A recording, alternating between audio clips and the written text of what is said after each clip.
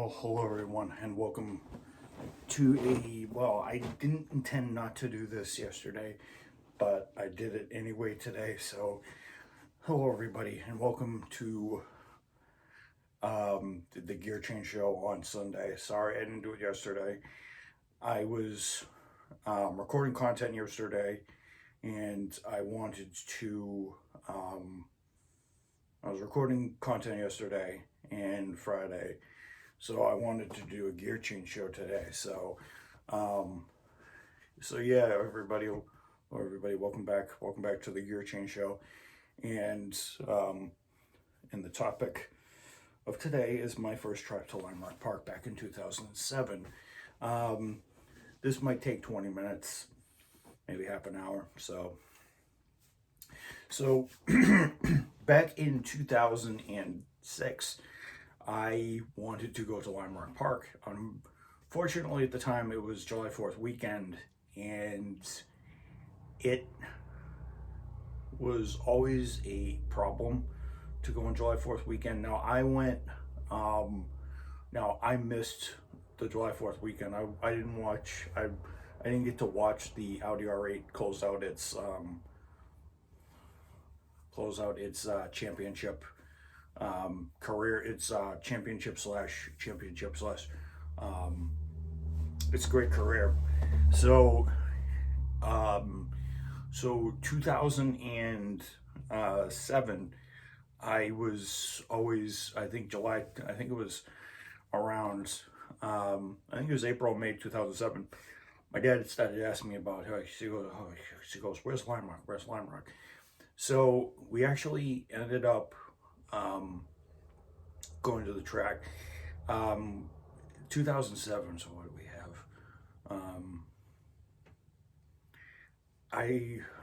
Do we have the Tahoe back then? Yeah, we had the old 06 Tahoe back then. We didn't have a car. We didn't have my dad's Camaro like we ran the last couple of years. My dad and I have run the Camaro in 2017, 2018, 2019. We didn't run it in 2020 because the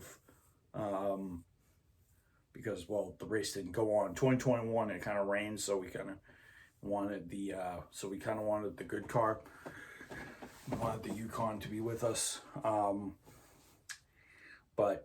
So back then we packed up the Tahoe and we ended up the 06 Tahoe, one we had for many years. We actually just got it. The year before, so this was its first. Big trip and stuff like that. And the 06 Tahoe is always a reliable one. So we put raincoats, we put snacks, we put food, and I could remember taking the day off from work in 07 and having a fun time. So we went on the road.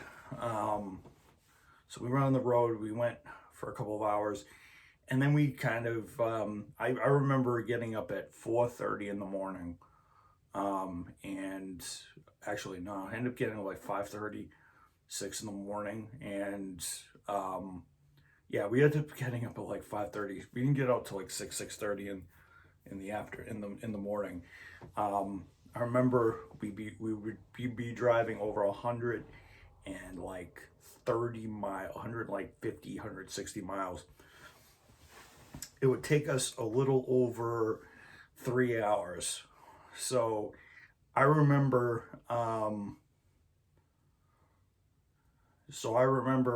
going to I remember us traveling. Me and Dad probably talking about stuff, school, what was going on, what my plans were for next year and the year after when I went to college. We had some fun talking about stuff, relationships and stuff like that. Dad was probably asking me about, asking me how my relationship with Meg McCaffrey, my friend back then, we were in a relationship together back then. Meg and I are friends now, like years later. Um, so so we were talking about that. We were talking about what was happening in school and stuff like that. What my plan was what my plan was for my final year, because um, what my plan was for the next year, because next year would be 07, 08, um, 07, 08. So yeah, so I can remember going and going to Lime Rock. We'd be discussing, who's driving and stuff like that. Who's in the race, and I said, yeah, and I told them we'd be seeing the new Acura team, Penske and Audi, be running there. Corvette would be running in GT1. Back when it was GT1. Porsche, Ferrari, and BMW, and Panos back then too. We talk about that. Then we found a break. Then we found a breakfast. I think we found a Friendlies. I haven't been to I hadn't been to a Friendlies in over. The last time I was at a Friendlies was like probably 4 months ago, because Tom, I believe, had his birthday. Tom had his birthday, and I think in 07. I think we had just, actually no, I think that was 08. I think that was the summer of 08. So yeah, I haven't been to our Friendlies in a number of years. We ate breakfast. We got to the track probably around, we had another hour and a half, so we probably didn't stop for breakfast till about 8:30, and then we had another hour. We didn't get to the track till like 9:30. We started getting to the track at like 7:30, 8 o'clock, way back as the days went on. And I remember seeing the place for the first time. We had chairs. We didn't, well, actually, no, we just had deck chairs and stuff like that. We had towels and stuff like that.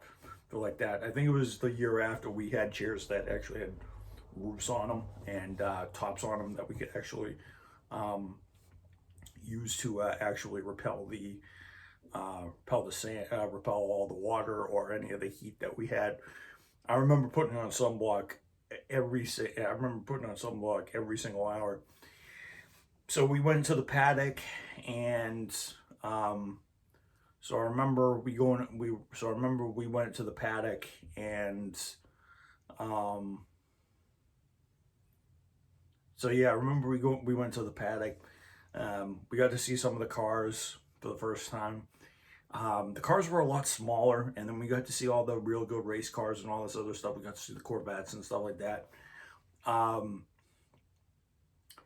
We didn't go to the uphill section just yet. We discovered that a year later, back in 2008. But I remember we would take a look at some of the drivers. We go over into the other paddock. We'd see the cars on the false grid.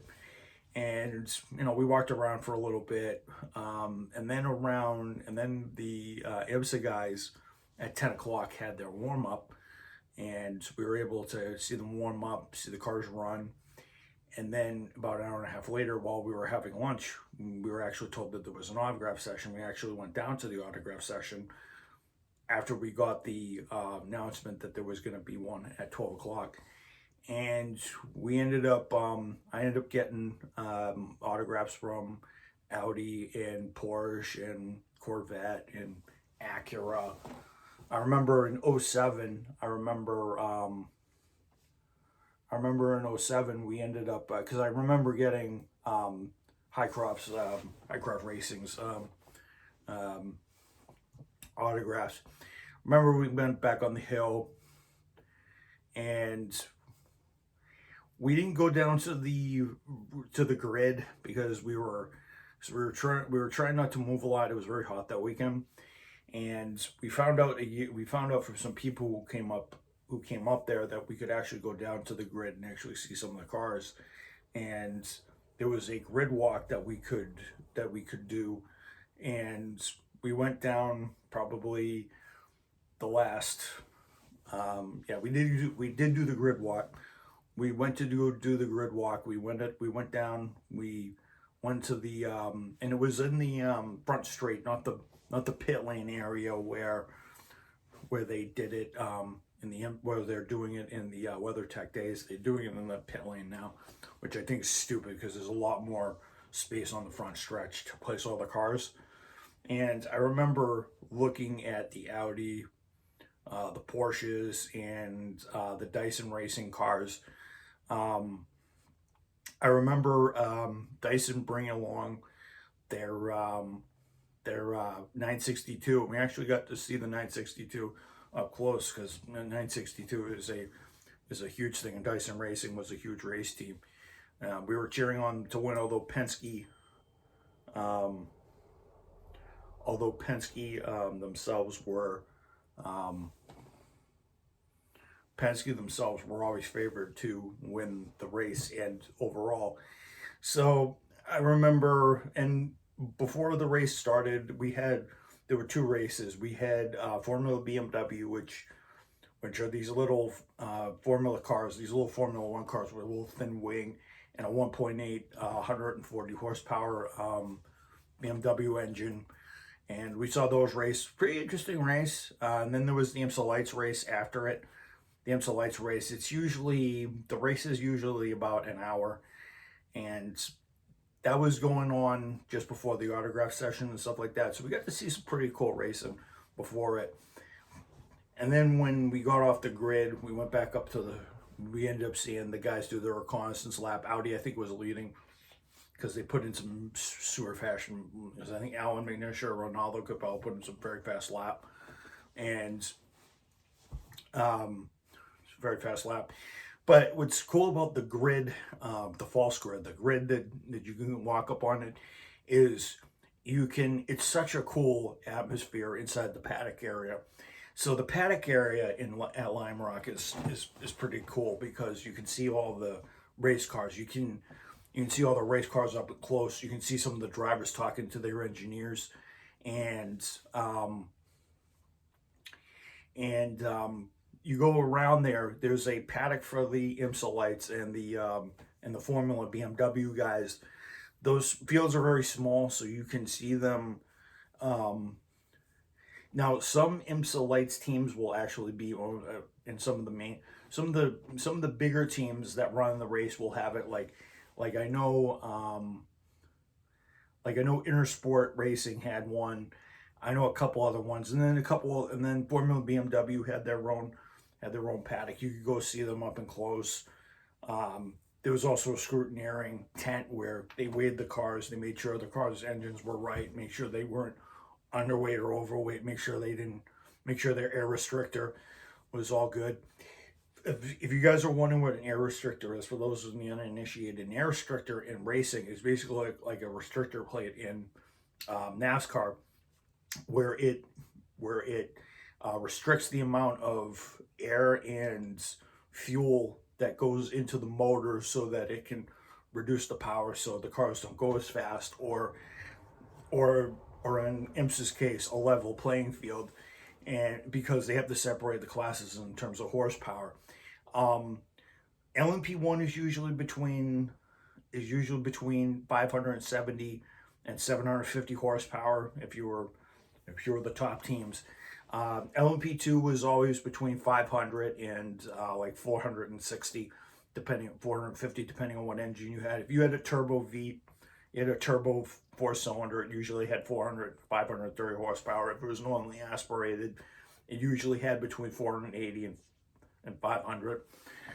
And they usually in the LMP2s weighed around I think around 1,500 to 1,600 pounds, and then I think the LMP1s were around 1,900 to 2,000 pounds. GT1 was Corvette, Aston Martin, Ferrari, although there was just two Corvettes and I think an Aston Martin back there, and I think there was just two Corvettes. They really didn't have any competition. I think they just came back from Le Mans where Aston Martin just took their first outright victory, their first class victory in the GT1 class. So they had no competition. Those cars have between 650 and 500, and they're between 600 and 650 horsepower, and they weigh about 24 to 2,600 pounds given. And the engine capacity is pretty open. You have a turbo 4-liter V8 or a big 8-liter 8-liter V10 or a V8 or something like that. The Corvettes had a V8. The Aston Martin DB9 had a V12 6-liter. And the Ferraris would have 5.5 or 5.9 liter V12s, probably chucking her up by 550 to 610 horsepower. Because by then the Ferrari 550 Marineros were older, but they still had some good straight line punch to take the vets on. And then P2 was basically Porsche and Ferrari, and I think at that time they had the F430, and Porsche had I think it was the 997 RSR, big bulky thing. I think the next year, I think they were going to widen the fender slow, and the cars were going to be slower. So, and then you go into the paddock area where you can go see the race cars. You can see them rev up. You can see the guys take the tires off the transporter. And you basically can have conversations with everybody based on what's going on. And you can tell them, I said, Corvette's coming back after they got beaten at Le Mans by Aston Martin. And when you go do the autograph session, which I'll get to in a minute, but the paddock area is so great. You can go to, in the upper paddock area, I didn't go there, but in the upper paddock area, they had Corvette, Acura, and BMW, things, because they did have BMWs in, they didn't have BMWs in the series at the time. BMW would sort of become a staple later in the series when Ray Hall Letterman brought the M2, M3 GTRs into the new age M3 GTRs or the GT2s into the field. You got to see Acura. Lexus wasn't quite in there yet. Audi had a stand. The tire manufacturers like Kumho, Bridgestone, and Michelin had their own stands and stuff like that. One thing we also didn't see is you could see there was different vendors, so you could get food, so you could get hot dogs, Italian ice, stuff like that if you were hot. Because it's like 80, because it was like 85 to 90 degrees up there. We're up there in the Berkshire Mountains up there, so you can get something cool and you get water. There's a bunch of taverns. Like mobile taverns. There's a Harpoon Tavern. I'll look in the S's up onto the No Name Straight, and when you're actually running and when you're actually walking the perimeter of the track, my dad and I would do this 1 or 2 years later. I think it was in 2009 we did this. We did a perimeter. We did a run of the perimeter. 2009 we ended up doing this. This is before I had a cell phone, so I couldn't take any pictures. My dad could, but I couldn't. So you go into the paddock, you can see the cars warm up. It's very nice because you can see a lot of cool things, a lot of cool moments in there, and you can. So when you walk around the track, you start out at the edge near Big Bend. It's the turn that leads onto the the S's, and then you get to go onto the No Name Straight. They did not pave that back in 2007. They didn't pave that yet. There was still concrete, and there was still concrete patches, and there'd be no grip there. You'd see the car sliding a little bit. I saw the Corvettes do a couple squiggly back end fishtails back there, in the Audis when they were getting on the pedal with all that torque. And while they were doing the warm up, I remember while they were doing the warm up for the beginning of the race, because I didn't want to hear the cars. So when you hear an Acura go by, it would make an open wheel IndyCar sound, because they were based on IndyCar engines. The Corvettes would rumble by, the Porsches would have that bark, and then the Ferraris always used to have that nice little shrill. And then when you saw the Audi go by, and when you saw one of the turbo one of the turbo AER cars, they would go boom, boom, and then when you go and then when the Audis go by, they would be like, and then and they wouldn't make a single sound. You couldn't even hear them. And then the Porsches would be like, and then the Porsches would go by, and the Porsche RS Spiders would go like, and then they go past you. I think in one of the areas on the other side of the track, the reason why they call it lime rock is there's actually a piece of lime.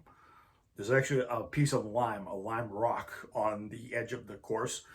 And you can actually see it. You can actually touch it and say, oh, hey, this is the reason why they call it lime rock. And then you go to the downhill, and then you can go into the paddock area. There's a racing school on there, and then you can go into the B paddock area. And then you can go back up, and then you can go over the footbridge, which is an Army surplus Bailey bridge. There's actually 2 Army surplus Bailey bridges that help transport. One that's reinforced with concrete, and then one that's reinforced with concrete, and then one that's reinforced with stuff, because the teams actually have to go in and out of because the team's haulers actually have to go in and out of there's a main bridge that was part of a Bailey bridge, but there's a Bailey bridge that will go over that will go over the Samposi Strait, which is Samposi front stretch, named after Samposi, the Trans Am driver. So you tuck that all in, you get up there, you get up on the hill, you're up on the hill, you can see you can see the downhill, you can see the front stretch, Big Bend, and into the S's. You just can't see the No Name Straight, which isn't really straight. To be honest, there's a reason why they call it No Name Straight, is because it's not really straight away. It's kind of got a little bit of a kink in it, and then there's a little left chicane, which they got rid of later on, and which had concrete on it at one point as well. So we get up there, race starts at 2 o'clock. Green goes down, and from what I can remember, Corvette basically was up front in their class all day long. Porsche and Ferrari were kind of just battling back and forth, but I think it became a Porsche thing, and such like that. Corvette was kind of boring. LMP2 was kind of between Acura and the Penske Porsches. The Penske Porsches, I believe, ended up prevailing, in the end. And then Audi actually had some bad luck. Penske Porsche got by them, and by the end of it, I think they had like a 2-lap. I think they had like a 1 or 2 lap lead, and they ended up finishing 1-2.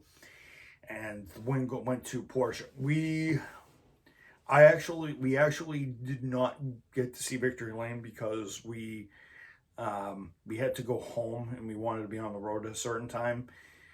So we kind of listened to the victory celebrations, but we do that in 2008 because because Acura would prevail. I've already told you guys the story of the 2008 race. We would go see the Victory Circle in 2008. And we've been going to Victory. Well, actually, we didn't go to Victory Circle in 2021, and we didn't go to Victory Circle race in 2022 because I was basically busy going up to Canada. So yeah. If you guys are ever in the mood to go out to Lime Rock Park, whether it be a track day or a race day, it's a very good track. 1.48 miles, 1.51 miles. Very great track. It's called the Bull Ring. A lap takes about 40, for the fast cars, the lap takes about 45 seconds. So yeah, I think you guys will have fun with it, and I think you guys will enjoy that sort of thing, because especially if you want to catch it off, you want to cross it off your automotive bucket list, you guys definitely can do that. So yeah, that's my story of Lime Rock. Lime Rock 2007, and kind of my first experience of Lime Rock. back then. And I it's also um, it's also a track that is dear to my heart since I am a New Englander. So next year, I think in June, my dad and I are going to be going to Watkins Glen to go see the Watkins Glen 6 Hour, which will be a fun race. It'll be a fun race, and it'll be an action-packed year because I'm going to be going to see my first endurance race at Watkins Glen. But my brother Miles is also getting married in August, so that'll be quite the interesting. Um, that'll be quite the interesting summer. So it'll be fun. So everything will be great, and I will see you guys later. I hope you guys enjoyed the Gear Change show. I'm going to be uploading it as soon as I'm done. And I hope you guys, I hope you guys are, I hope you guys will have a fun rest of your night. I hope you guys enjoyed this half hour of me talking about my experience at Lime Rock Park, and finding, and maybe I'll tell you guys more stories as I go see,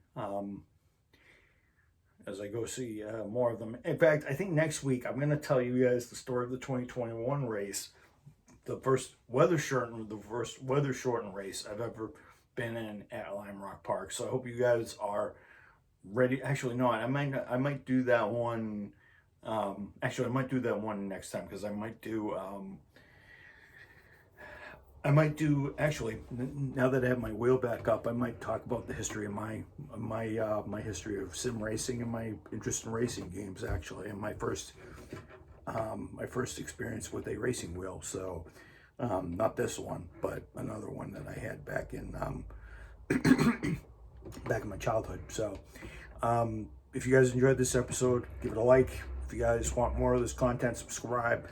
If you guys want, give me ideas for what you guys want me to talk about, and I will deliver it as best as I can. I hope you guys enjoyed this, and I will see you guys later. Peace out, folks.